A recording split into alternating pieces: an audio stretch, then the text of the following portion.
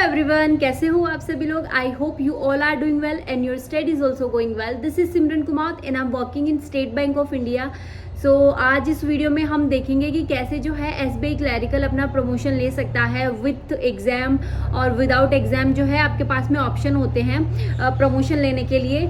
सो किस तरीके से इसका प्रोसेस जो होता है वो किस तरीके से होता है, इसके अलाउंसेस इसकी सैलरी जो होती है वो कैसे होती है, कितना टाइम ड्यूरेशन, कब किस टाइम ड्यूरेशन के बाद में जो है आप एलिजिबल हो जाते हो प्रमोशन के लिए, ये सब जो है आपको पूरा इन्फॉर्मेशन मैं इस वीडियो में दूंगी।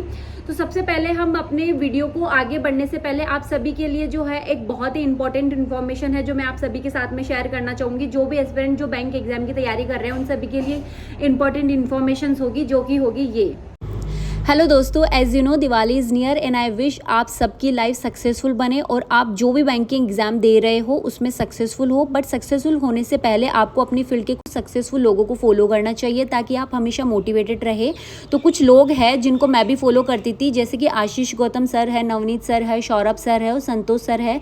ये लोग हमेशा आपको बताते रहते हैं कि कैसे आपको तैयारी करनी चाहिए, किस तरीके से आपको टाइम वेस्ट नहीं करना चाहिए। तो ये टीचर्स को आप यूट्यूब पे जाके अड्डा 247 पे देख सकते हो, ये वहाँ पे पढ़ाते हैं। और इस दिवाली अड्डा 247 की फैकल्टी बेस्ट ऑफर लेकर आ रहे हैं। इस ऑफर में आपको जो है इनका सबसे ज़्यादा बिकने वाला महापैक, जिसने 9500 प्लस सिलेक्शंस दिए हैं 2023 में, इस महापैक में आपके 9 एग्जाम कवर्ड रहेंगे, जिसमें आपको सारे फाउंडेशन बैचेस होंगे, मेंस के बैचेस होंगे, plus special batches for interview preparations होंगे, प्लस मॉक टेस्ट सीरीज भी होंगी इसमें, और भी स्पेशल बैचेस जो आगे आपको जो है अफोर्डेबल प्राइस में मिलेंगे। और इसकी वैलिडिटी जो है 3 टाइम हो गई है। दैट मीन्स कि ये आपको आने वाले टाइम और बैंकिंग एग्जाम्स के लिए कोई और नए बैचेस नहीं लेना पड़ेगा, आपको सारे बैचेस इस महापैक में ही इंक्लूड हो जाएंगे। तो जल्दी से जाके आप ये महापैक परचेज कर सकते हो। और इस महापैक को परचेज करने के लिए आप एक्स्ट्रा डिस्काउंट देने के लिए मेरा कूपन कोड अप्लाई कर सकते हो, दैट इज SINK77। ये महापैक दिवाली ऑफर में जो है आपको 2299 का मिलेगा। सो जल्दी जाके परचेज कीजिए। और एक लास्ट लाइन आप सभी लोगों के लिए, करो हर घर रोशन सफलता की रोशनी से विथ अड्डा 247। सो यस, अब हम इस वीडियो में आगे बढ़ते हैं कि जैसे कि अगर आप एक एसबीआई क्लैरिकल ज्वाइन करते हो तो आप किस तरीके से प्रमोशन ले सकते हो, इसका पूरा प्रोसेस मैं बताती हूँ। कि जैसे ही आपने ज्वाइन किया है तो एक होता है एग्जाम देके और एक होता है विदाउट एग्जाम। तो हम दोनों के बारे में जो है बात करेंगे।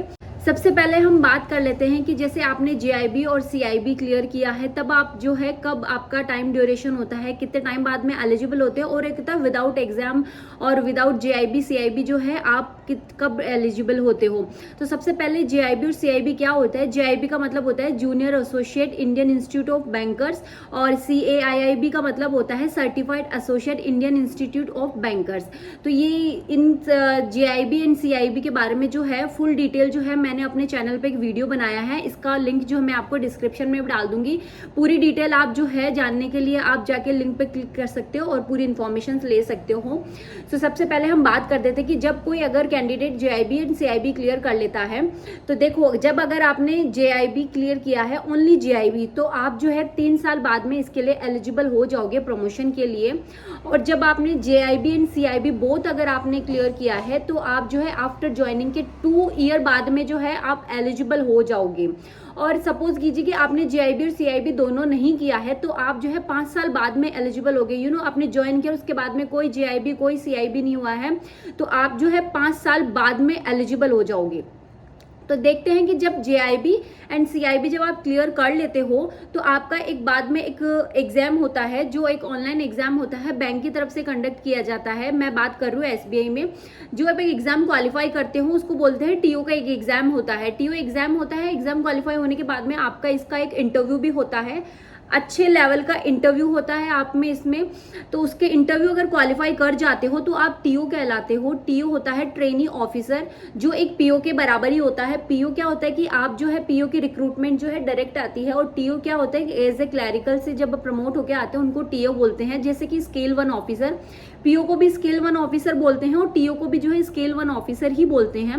तो टीओ और पीओ में ज़्यादा डिफरेंस नहीं होता है, डिफरेंस जो है सैलरी भी ऑलमोस्ट सेम होती है। इस तरीके से होता है कि वो एक डायरेक्ट रिक्रूटमेंट होता है पीओ का और टीओ क्लैरिकल से प्रमोट होके होता है। यस, टीओ बनने के बाद में जो है आपका स्केल 1 बजाओगे, फिर उसके बाद में आप प्रमोशन लेते हो स्केल 2, स्केल 3, स्केल 4 और फिर चीफ मैनेजर भी हो जाते हो।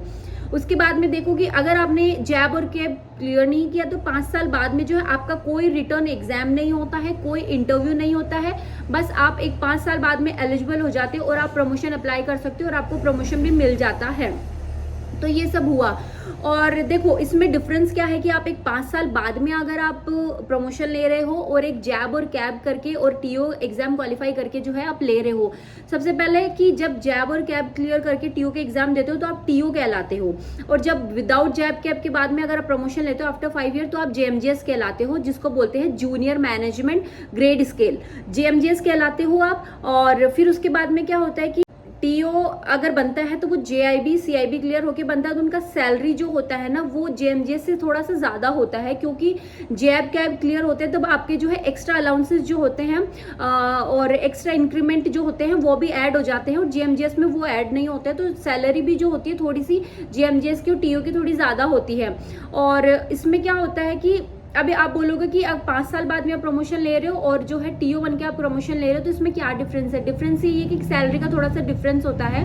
और उसके बाद में होता है कि आप जो है अगर बैंक में कोई भी इंटरनल वर्क होता है और इंटरनल अगर प्रमोशन होता है, कुछ भी ऐसी एक्टिविटीज होती है, वहां पे सबसे ज्यादा टीओ को प्रिफर किया जाता है। क्यों?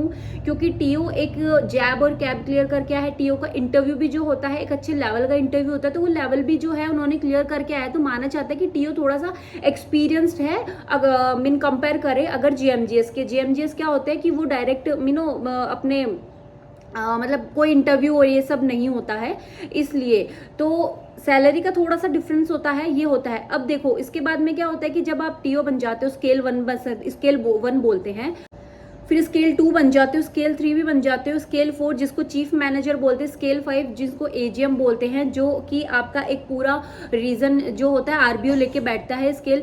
तो आपको जो प्रमोशन लेते हैं इन फ्यूचर अगर टीओ प्रमोशन लेते हो वहाँ इजीली मिल जाता है। और जहाँ जेएमजीएस और टीओ है सबसे पहले प्रीफर जो है टीओ को किया जाता है। और मैंने ये देखा है कि आज तक जैसे मैं एसबीआई में हूँ तो मैंने देखा है कि अगर स्केल 3 स्केल 4 अगर जो भी क्लैरिकल से प्रमोट होके बने हैं तो टीओ को पहले सबसे प्रीफर किया जाता है। जेएमजीएस में क्या होता है स्केल 1 और स्केल 2 होता है, स्केल 3 भी मैंने हार्डली जो है देखा है कि स्केल 3 बहुत कम होते हैं, क्योंकि उनको प्रमोशन सबसे पहले टीओ को प्रायोरिटी दी जाती है उससे। और टीओ जेएमजीएस में क्या होता है या तो उनको सर्विस मैनेजर जिनको अकाउंटेंट बोलते हैं उसकी जो होती है पोस्ट दे दी जाती है एक ब्रांच में, और या फिर एक फील्ड ऑफिसर होता है वो दे दी जाती है, ये सब होता है। तो अगर आप चाहते हो कि जैब और कैब क्लियर करके आप टीओ का एग्जाम देके हो जाते हो तो आपका सैलरी में भी थोड़ा सा जो होता है इंक्रीमेंट होता है, प्लस आपको प्रायोरिटी ज़्यादा दी जाती है क्योंकि आप एक एक्सपर्ट कहलाते हो। एक पूरी सब्जेक्ट में जैब और कैब का जो एग्जाम भी होता है वो थोड़ा भी ऐसा नहीं होता है कि ईजी होता है, उसके लिए भी आपको थोड़ा बहुत मास्टर होना पड़ता है। फिर टीओ का एग्जाम जो इंटरनल हमारे एग्जाम होते हैं वो भी बहुत लेवल का जो होता है एग्जाम होता है। इस तरीके से क्या होता है ये सब होता है। और आप चाहो कि आपने क्लैरिकल ज्वाइन किया है और अगर आपके पास में टाइम है तो आप पीओ का एग्जाम देके जो है बाद में प्रमोशन लेके, बट आप सोच रहे हो कि क्लैरिकल से अगर आप डायरेक्ट जो है अब कई बार ऐसा होता है कि कोई लोग ऐसे बोलते हैं कि क्लैरिकल से आपने जो एज ए क्लैरिकल ज्वाइन किया दैट्स इट, इसके बाद में आपका कोई फ्यूचर नहीं है। नहीं, ऐसा नहीं है। क्लैरिकल से लोग जो है जीएम एजीएम तक भी लोगों ने जो है प्रमोशन लिया है। स्केल 1 होता है पीओ के बराबर, स्केल 2 थोड़ा हायर होता है, scale 3 scale 4 service chief manager होता है, फिर एजीएम भी होता है। लोग आराम से जो है एजीएम तक की पोस्ट भी जो है ले लेते हैं। सो इस तरीके से बैंक में जो होता है प्रमोशन होता है विद एग्जाम का मतलब होता है कि आपका टीओ का एग्जाम होता है, विदाउट एग्जाम मतलब जेएमजीएस होता है। और अगर आप जैब और कैब क्लियर नहीं करते तो वो भी आप जेएमजीएस ही कहलाओगे। जैब और हाँ एक और चीज कि जैब और कैब आपका क्लियर हो गया है, ठीक है, उसके बाद में आपका टीओ का एग्जाम दिया, एग्जाम आपका क्लियर नहीं हुआ है, एग्जाम क्वालिफाई भी हो गया है आपका, बट आप जो है इंटरव्यू में आप क्वालिफाई नहीं कर पाए हो, तो भी अगर आप प्रमोशन लेते हो ना तो 3 साल बाद में आपको प्रमोशन मिल जाता है। बट आप टीओ नहीं बन रहे हो, आप वहां भी जेएमजीएस ही बन रहे हो। क्यों? क्योंकि आपने टीओ का एग्जाम क्वालिफाई नहीं किया है। जैब और कैब क्लियर करने के बाद में अगर एग्जैक्टली आप टीओ का एग्जाम क्वालिफाई कर जाते हो तो आप टीओ कहलाते हो, अदरवाइज जो है आप उसमें भी जेएमजीएस ही कहलाओगे। तो उसमें भी क्या होगा कि एक जेएमजीएस हो गया तो विदाउट जैब और कैब होता है, और एक जेएमजीएस होता है विद जैब और कैब होता है, तो उनका भी थोड़ा सा सैलरी का डिफरेंस होगा। क्यों? क्योंकि उन्होंने जैब कैब किया हुआ, तो उनके जो इनके इंक्रीमेंट है थोड़े पहले होंगे, और जेएमजीएस का थोड़ा सा बाद में होगा। इस तरीके से जो है बैंक में एक एग्जाम क्वालिफाई करके भी जो है क्लरिकल का क्वालिफाई करके भी जो है आप एक पीओ के बराबर सैलरी ले सकते हो। उनको मेडिकल जो होता है वो भी ऑलमोस्ट सेम मिलता है, और उसके बाद में अलाउंसेस होते हैं, पेट्रोल होते हैं, ये भी जो एक पीओ लेवल के बराबर ही जो मिलता है। तो आई होप आप सभी को वीडियो अच्छा लगा होगा और आप सभी लोगों को समझ में भी आया होगा। तब तक के लिए बाय।